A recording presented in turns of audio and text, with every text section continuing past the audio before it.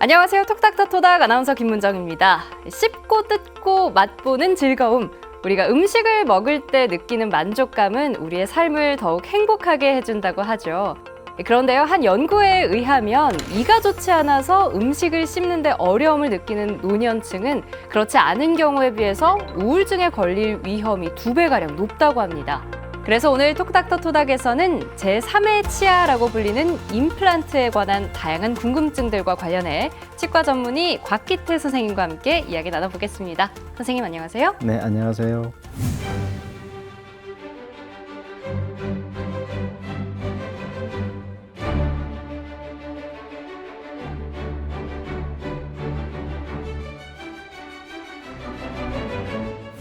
삶의 질을 좌우하는 대표적인 것 중에 하나가 바로 치아 건강이죠. 그래서 더더욱 이 소실된 자연 치아를 대체할 수 있는 임플란트에 대한 관심이 점점 높아지고 있다고 하는데요. 선생님, 이 임플란트 수술을 위해서 내원하는 환자들도 더 많이 늘었다고요? 네, 맞습니다.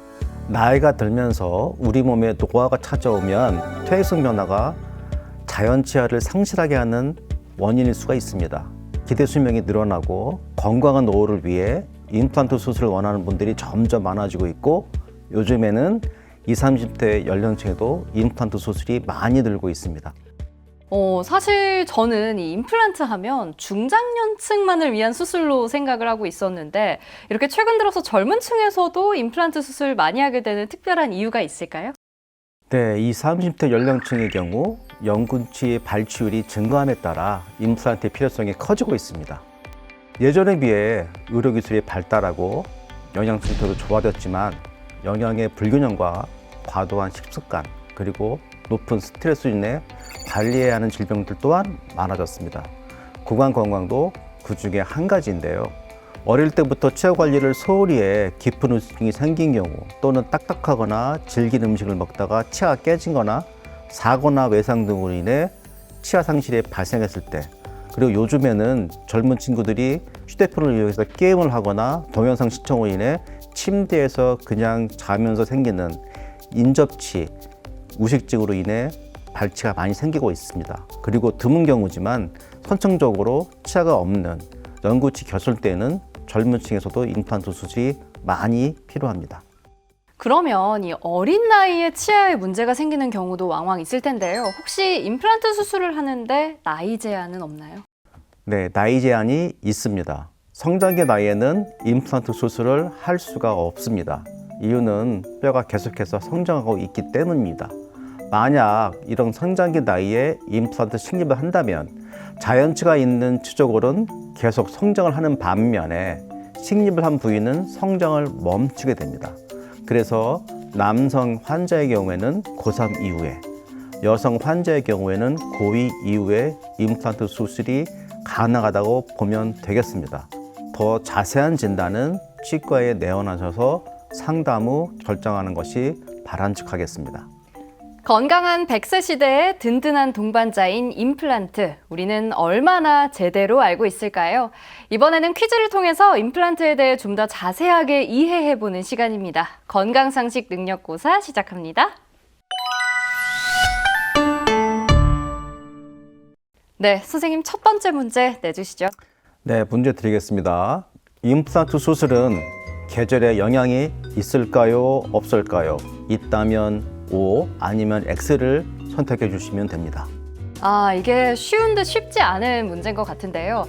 대부분의 임플란트 수술은 잇몸 절개가 들어가니까 염증이 생길 수도 있잖아요. 그러면 좀 세균이 번식하기가 쉬운 여름철에는 좀 피하는 게 좋지 않을까 싶어서 저의 선택은 O, 임플란트 수술은 계절에 영향이 있다 하겠습니다. 네, 정확하게 틀리셨습니다. 임플란트 수술은 계절과 영향이 없습니다. 무덥고 습한 여름에 임플란트 식립을 하게 될 경우 수술 부위 염증이나 감염 등 부작용이 발생하기 쉽다고 오해하고 치료를 미루시는 분들이 많으십니다. 이것은 사실과 다릅니다. 입안의 온도는 우리 체온과 마찬가지로 일정한 온도를 유지하고 있기 때문에 고온다습한 여름철에 임플란트 수술을 받았다고 해서 수술 부위가 덧나거나 염증이 생기지 않습니다. 오히려 이러한 잘못된 정보로 치료 시기를 놓친다면 잇몸뼈가 높고 치열이 틀어져 수술의 난이도가 더 높아질 수가 있습니다. 다만 여름철에 임플란트 수술을 앞두고 있다면 더위로 피로감이 쌓이면서 모세혈관이 수축시켜 면역 세포 발생에 저해될 수 있으므로 컨디션 관리에 각별히 신경을 써야 하겠습니다. 네, 임플란트는 계절보다는 치료 시기를 놓치지 않는 게 훨씬 더 중요하다는 말씀이었습니다. 계속해서 다음 문제 풀어볼까요? 네, 두 번째 문제입니다. 임플란트에도 충치는 생길 수가 있다. 맞으면 O, 틀리면 X. 정답은 무엇일까요? 오늘 문제 참 쉽지 않은데요. 하지만 잘 맞춰보겠습니다. 임플란트가 아무리 자연 치아에 가깝다고 해도 인공 치아인데 설마 충치가 생길까요? 그래서 저의 선택은 X, 임플란트에는 충치가 생기지 않는다 하겠습니다. 네, 정답입니다. 아주 정확히 잘 맞추셨습니다. 임플란트 치아에는 절대 충치가 생기지 않습니다.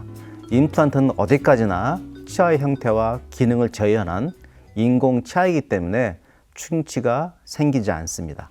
선생님, 그러면 이 임플란트 수술을 성공적으로 잘 받았다면 이 충치가 생기지 않으니까 수술 이후에 특별한 치아 관리는 좀 덜 해도 되는 걸까요? 아주 좋은 질문입니다. 충치가 생기지 않는다고 해서 수술 후 관리를 소홀히 해서는 안 됩니다. 충치와 상관없이 잇몸 질환은 생길 수가 있기 때문입니다. 잇몸과 임플란트 사이에는 음식물 찌꺼기가 끼기 쉬운 형태입니다. 이 틈새로 쌓인 치태와 치석이 잇몸 질환을 일으켜 임플란트 주위에 염증을 생기게 하고 잇몸뼈를 녹일 수가 있기 때문입니다. 네, 임플란트 자체에는 충치가 생기지 않지만 이 주변 질환들은 생길 수가 있으니 치석과 치태 제거를 위해 평소 꼼꼼한 양치 그리고 잇몸 관리 정말 중요할 것 같은데요. 네, 맞습니다. 또한 임플란트 치료가 끝난 주변의 자연 치아에 충치가 생길 수 있으므로 김문정 아나운서께서 말씀하신 것처럼 평소 꼼꼼한 양치와 치아 관리가 필요합니다. 또한 흡연을 하는 경우나 치아 관리가 어려운 분들이 있다면 최소 6개월에 한 번씩은 치과에 내원하여 임플란트 상태를 점검하고 염증의 원인이 되는 치석을 제거해 주는 것이 필요합니다. 네, 계속해서 다음 문제도 풀어볼까요? 네, 마지막 문제입니다. 이번 문제는 특히 진료하면서 여성 환자분들에게 많이 받았던 질문입니다. 문제 드리겠습니다. 임플란트 수술 전 다이어트를 하는 것은 좋지 않다. 맞으면 O, 틀리면 X를 선택해 주시면 되겠습니다. 이 먹는 것에 즐거움을 찾고 또 삶의 질을 높이기 위해서 임플란트 치료를 받는 건데 여기서 갑자기 다이어트 얘기가 나와서 깜짝 놀랐습니다. 인생의 동반자라고 볼 수 있는 게 어찌 보면 바로 다이어트인데 그래도 빠른 회복을 위해서는 좀 잘 먹어야 하지 않을까요? 그래서 정답은 O, 임플란트 수술 전에는 다이어트 하는 게 좋지 않다로 하겠습니다. 마지막 문제의 정답은 O, 잘 맞추셨습니다. 다이어트는 충분한 영양 섭취를 방해할 뿐만 아니라 임플란트가 잇몸뼈에 자리 잡는 데 방해 요소가 될 수 있습니다. 임플란트 수술 전 다이어트 하는 것은 좋지 않습니다. 네, 유익한 정보들 많이 얻어가셨나요? 지금까지 건강상식 능력고사였습니다.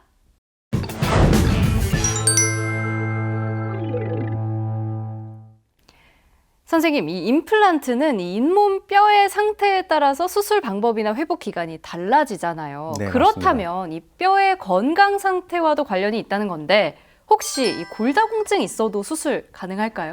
네, 골다공증이 있어도 임플란트 수술은 가능합니다.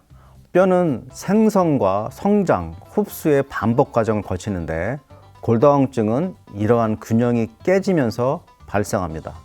턱뼈도 뼈의 일부분이기 때문에 골다공증 영향을 받긴 하지만 골다공증으로 인한 임플란트 치료가 불가능한 것은 아닙니다. 다만 골다공증 치료를 하는 약물인 뼈를 재생성시키는 것을 억제하기 때문에 수술 후 잇몸과 뼈를 아물지 않게 해서 임플란트가 붙지 않게 하는 작용을 합니다.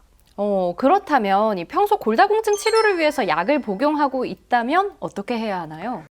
약을 복용하는 환자분들은 임플란트 수술을 하기 위해서 약 복용 여부를 치과에 알리고 골다공증 약을 3개월에서 6개월 정도 중단하거나 복용하는 약의 종류를 변경하여 진행한다면 문제없이 수술이 가능합니다.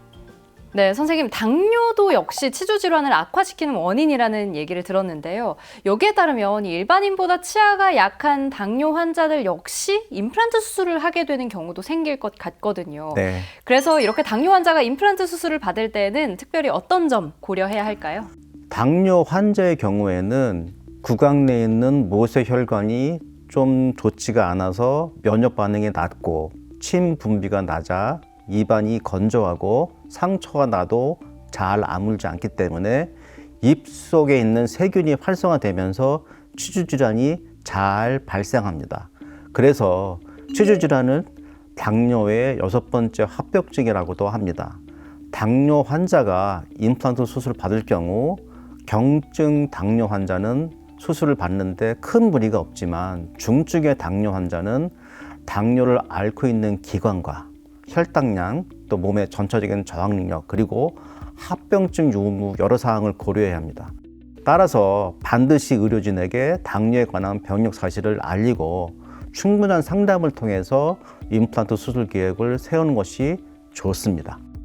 이 당뇨 환자들은 또 혈당 조절이 매우 중요하잖아요. 이와 관련해서 임플란트 수술 당일에 유의해야 할 사항으로는 어떤 것들이 있는지 말씀해 주신다면요? 네, 당뇨 환자의 경우에는 혈당 조절이 잘 되는 오전 시간에 수술을 받는 것이 효과적입니다. 또한 저혈당을 방지하기 위해 아침 식사는 꼭 하시는 것이 좋습니다. 임플란트 수술을 앞두고 있거나 혹은 이미 수술을 받으신 분들에게 꼭 당부하고 싶은 부분이 있다면 말씀해 주시죠. 자연 치아를 가지고 있는 분들과 마찬가지로 구강 검진은 치아 건강을 지키기 위한 매우 중요한 방법입니다.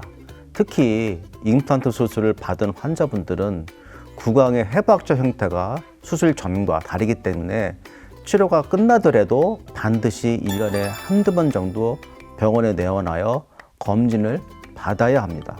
또한 임플란트 주변에 염증이 생기지 않도록 구강 내 위생 관리를 철저하게 해야 합니다.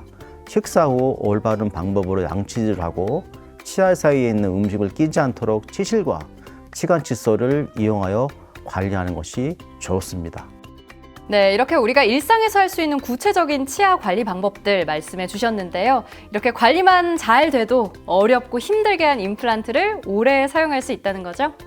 네, 임플란트의 수명은 어떻게 관리를 하느냐에 따라서 달라진다고 해도 과언이 아닙니다. 정기적인 구강 검진과 올바른 치아 관리의 습관은 임플란트를 오래 사용하기 위한 반드시 필요한 과정입니다. 또한 이러한 구강 관리는 주변 치아의 건강을 돌보는 아주 효과적인 습관이기도 합니다. 네, 톡닥터 토닥 오늘은 곽기태 선생님과 함께 임플란트에 대해 평소 궁금했던 이야기들 나눠봤습니다. 저희는 다음 시간에도 유익한 의학 정보로 인사드리겠습니다. 함께해 주신 시청자 여러분 고맙습니다.